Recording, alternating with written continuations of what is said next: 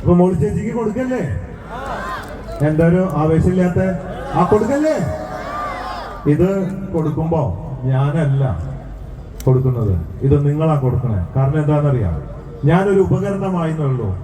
എൻ്റെ ജ്വല്ലറിയിലും ചായപ്പൊടി വാങ്ങിയും hotel, resort, അതുപോലെ പല പല ബിസിനസ്സുകളിലൊക്കെ നിങ്ങൾ ഉപഭോക്താക്കൾ വന്ന് സാധനങ്ങൾ വാങ്ങി സഹകരിച്ച് സപ്പോർട്ട് ചെയ്ത് അതിൽ നിന്ന് കിട്ടുന്ന ലാഭത്തിന്റെ വിഹിതമാണ്.